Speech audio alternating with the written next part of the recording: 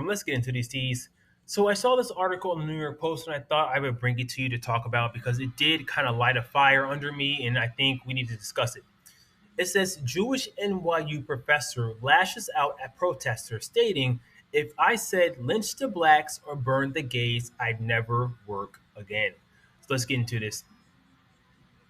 A Jewish NYU professor tore into anti Israel student protesters, calling out the double standard that allows them to spread anti Semitism when hate spread about other groups will never be tolerated. I can tell you, I quote, I can tell you, if I went into the NYU square with a white hood on and said lynch the blacks or burn the gays, my ID would be shut off by that night, Scott Galloway, NYU Stern School of Business professor, told MSNBC on Tuesday. First, right off the bat, um, we need to define anti-Semitism because what I'm seeing is people don't have any hateful rhetoric regarding Jewish people like to say in masses. What they don't like is what the Israeli people is over there doing to the Palestinians in Israel, in quote unquote Israel.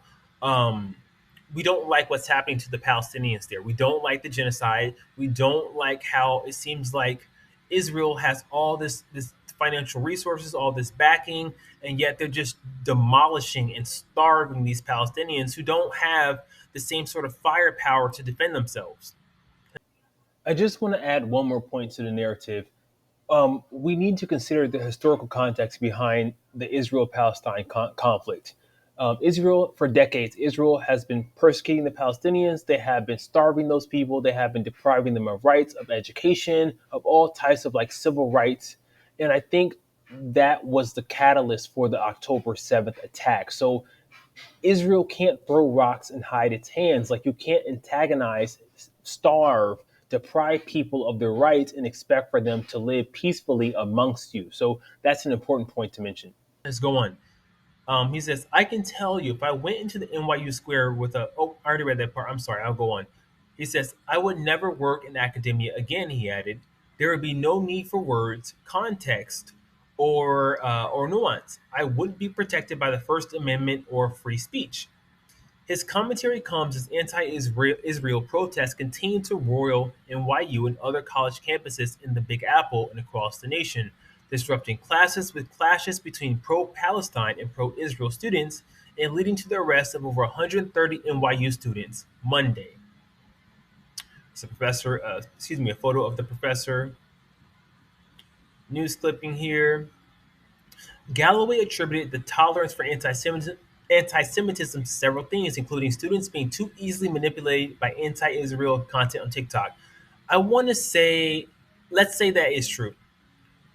We know the mainstream media is heavily biased towards Israel, pro-Israel content, and that's because anyone, any company who wants to do business with the US government has to pledge to support Israel, has to pledge to not say anything bad about Israel.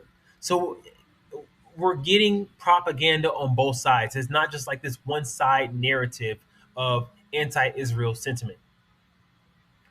Quote, if you look at TikTok, there are 52 videos that are pro Hamas or pro Palestine for every one served on Israel, he said. I think that we're being manipulated. I think Americans are easier fooled and they've been fooled. Galloway said he also thinks students on campus are incorrectly conflating the civil rights movement with the ongoing war in Gaza. So here we have a tweet being featured. He noted students may have digressed because of a theory promoted by NYU professors that the easiest way to identify oppressors is how white and how rich they are. Aren't Jewish people white? Like, aren't Jewish people Europeans? There's a reason why you can't get a DNA test in Israel. So some Israelis have, gone out of the country and got a DNA test and found out that they have European ancestry, that they don't have any ancestral ties to that land. So I don't get how you can claim you're not white. You are white. Like you are white. Fairly or unfairly, Israel is seen as ground zero for whiteness and how wealthy they are, he added. Protests at NYU this week have echoed a wave of protests across the country and nation, with college campuses becoming hotbeds of anti Semitic protests since Hamas terrorists launched their sneak attack on Israel October 7th and the Jewish state's ongoing military response. Videos of this week's protest showed demonstrators holding flares over their heads while marching toward one police plaza while others waved flags, banged drums, and chanted Gaza. Other clips show NYPD officers in riot gear monitoring protesters who chant, "We will free Palestine" within our lifetime. Protesters are demanding the college divest from weapons manufacturers and end the school's relationship with Tel Aviv University. By late Monday, 133 protesters have been arrested as the NYU camp was broken up, with some of those busted also part of the march, the NYPD said Tuesday. Over 100 have also been arrested at Columbia University, where classes were moved online Monday over safety fears for students on the Manhattan campus. A prominent rabbi at the Ivy League school urged Columbia and Bernard students to stay home, and university officials told them they could take classes online as anti Semitism rises on campus.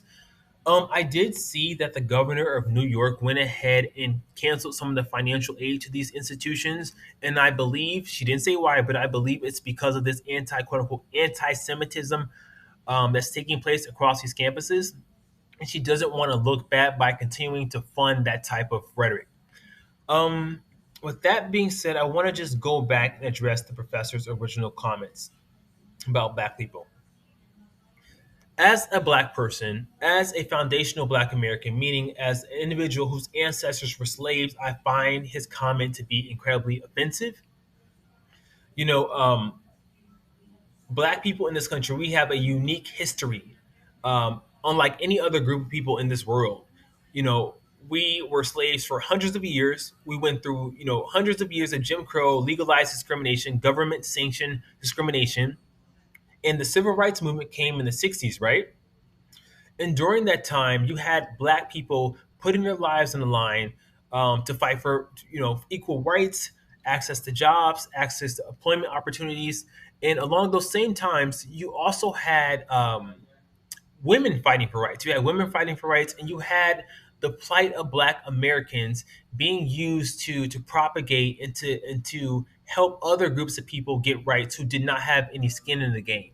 So, for example, out of the civil rights movement, Black people's civil rights movement, Jewish people got rights, immigrants got rights, Latinos got rights, Asians got rights, women got rights. Everybody got rights off the plight of Black people. And that's the thing that really irks us as Black Americans. We are no longer caping for other people's causes. So, Jewish people, if you feel like you're receiving discrimination in the US, get up and fight. Latino people, if you feel like you're receiving discrimination in the US, get up and fight yourself. Asian people, Indian people, women, all other minority groups, if you feel like you're being discriminated in this country, it's time for you to stick up for yourself and fight for yourself.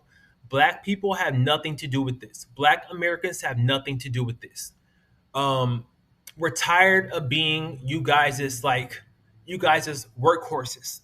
You guys as workhorses, and then have you come to this country and treat us like crap. Have you come to this country and talk down to people who made it possible for you to have a living here? So I just want to make that clear and say to this Jewish professor and any other minority group of people in this country, stop relying on us black people because we're not caping for you anymore. We are here to fight for the rights of Black Americans and Black Americans only. That's what we're doing moving forward. Hey, you guys, this is Alpha from the editing room. One other thing that I want to mention about being a foundational Black American is our unique story. Like, when we were experiencing persecution in this country, we didn't run away. We didn't flee to Mexico. We didn't flee to Canada when we weren't given jobs, when our businesses were being burned down, when we were being lynched, when we were serving as slaves. Like, we didn't flee. We stood in this country and we fought. And I really think other groups of people need to follow suit. And we're not getting that. We're not seeing that as Black Americans. Instead, they want to flee to this country that we helped to build and talk crap about us all the time.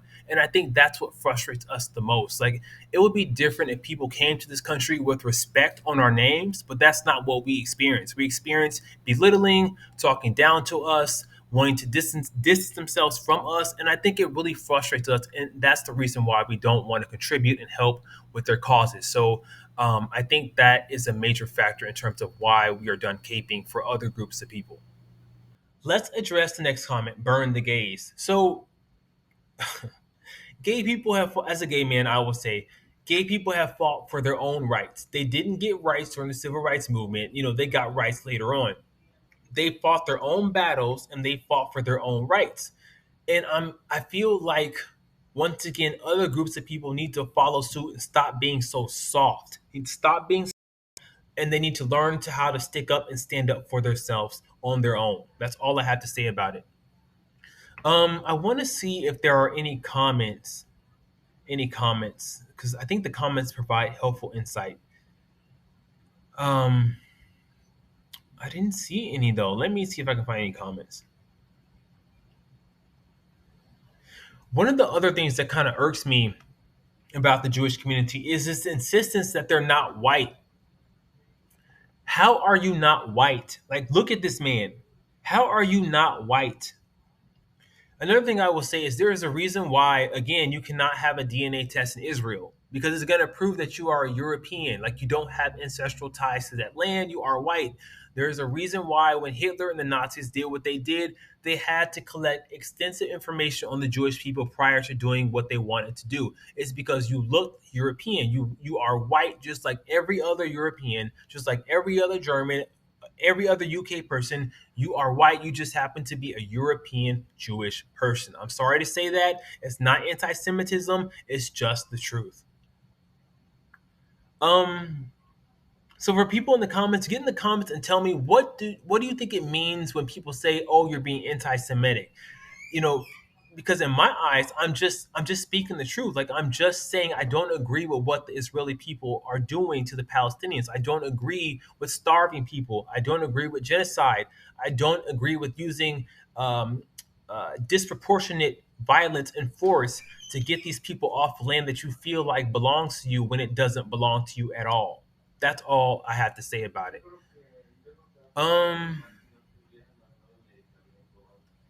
let's see here. I think that's all I got for you guys today. I hear some noise in the background, so I'm not going to talk too much. I think I just want to keep my video short. But let me know what you guys think in the comments below. I just found his comments to be offensive. As a black person, as a gay person, Jewish people need to fight for their own rights. Latinos, fight for your own rights. Women, fight for your own rights. Gays, fight for your own rights. Indians, Asians, fight for your own rights. Leave us black people out of your fight because we're done fighting for all of you. Fight for your own rights. That's all I have to say. Take care and peace.